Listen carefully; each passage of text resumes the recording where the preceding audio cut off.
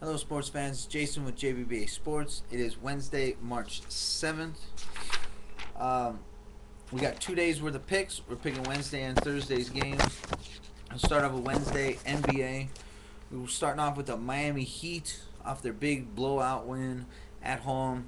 Obviously coming off their loss from the Lakers game. They're minus 12 at home against the Atlanta Hawks. We're going to take the Heat minus 12.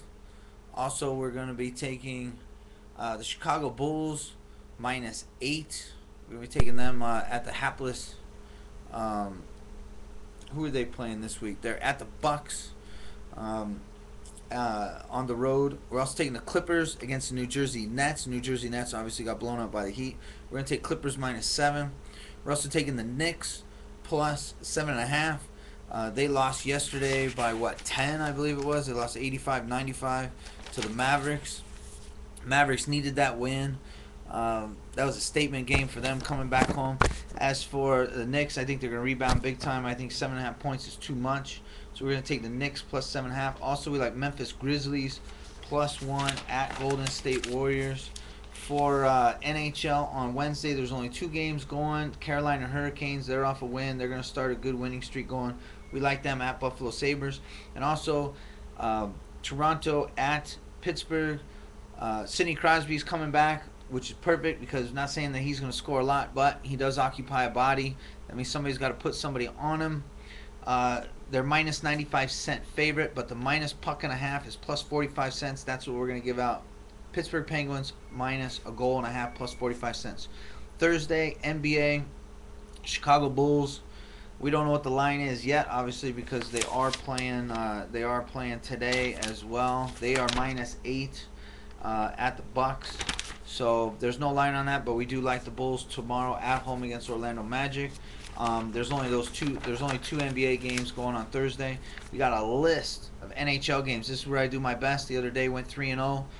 We're gonna start off Washington Capitals at home. They're off a home loss, so we're taking Washington Capitals on Thursday. The LA Kings at Columbus Blue Jackets. They're playing well. We like them. Anaheim Ducks at St. Louis Blues. We don't know what the total is, but I think it's going to be 5.5. We like the under 5.5 in that game. Ducks are off a loss. They're not gonna give up many goals. Also, Colorado Avalanche, Nashville. Nashville Predators are off of a home loss. They're at home. Colorado does play well, but they just got done scoring 7 goals. We like the under 5.5 in that game as well. San Jose Sharks, they're off a loss. We like them at Dallas Stars. Minnesota Wild's been playing so-so, but Phoenix is off a loss, and this team they're like 11-1-1 in their last 13. They just came off a loss. That's an error, so that actually makes them 11-2-1 in their last 14. We are taking Phoenix Coyotes at home, and also Vancouver Canucks at home. This is Thursday against Winnipeg Jets. I just got done watching Bob Costas live, I believe it's called, or Costas, whatever. He did an interview with Mayweather. Absolutely sickening listening to this guy even iterate, just even speak out sentences. It's just sickening to listen to because the guy's such an idiot. But personal opinion. But if I ran across him on the street, I'd call him an idiot to his face because that's just the way I am. But anyway, that being said, I listened to some of his stuff and I wrote down one of these statements he's talking about why you don't fight Pacquiao. Instead, he's fighting Cotto. So his thing says he basically says I can't give up the split for the money. He says I need the money. We all know why you need the money. You're getting ready to go to jail. You're paying attorneys to stay out of jail and all this other stuff. We know the reason why you're out. Why you need the money. But basically his standpoint is he's got to look out for himself first. And his excuse is that simply because I don't give anybody else a percentage of the pay-per-view revenue, why should I give it to Manny Pacquiao? When Bob Costas had a perfect basically a perfect scenario, which is this is liable to be the biggest fight in history. This will surpass Leonard and Hagler, Leonard Hearns, all these fights. The old days when you used to have Ali and Frazier and that 3-fight scenario. The guy basically is just stubborn. He's saying that Pacquiao makes 6 to 10 million, so I'm giving him double that by offering him 20. Well, if there's 120 million dollars worth of pay-per-view revenue, and then there's the 20 million you're gonna that he's gonna get paid anyway. That's 140. So he's getting 1/7 of the payout. That's actual bullshit. So I studied sports for a long period of time. When I was in the military, I used to box, and when I got out of the military and I was going to college, I used to play hockey. So I mean, I'm competitive, and all I know is that if somebody said, "Hey, this guy," there's a lot of people, general public, think this guy's better than you. You're undefeated. Yeah, that's fine. If I was undefeated, that's fine. Somebody told me that this guy is better than me. Hey, this guy, he's better than you. I'm not ducking a guy for 3 years. It'd be the first thing that I go after. That'd be the first guy I go after. I mean, I would literally want to stick my face in his face and say, let's get a fight going. I'd fight for free. But that's just me. But I know a lot of people, they would, I know the mentality of boxers. I know the mentality of these people. So what surprises me is why these managers and stuff don't get involved and just force them to. I remember back in the day, you didn't fight the number 1 contender. You ducked them and you went fighting the number 6 or number 10. They just strip you of your belt. They would force that fight to happen. And I think a perfect scenario for this. I'm gonna give you this idea. I think it's the greatest idea. I wish I would have come up with this idea, but somebody much smarter than me.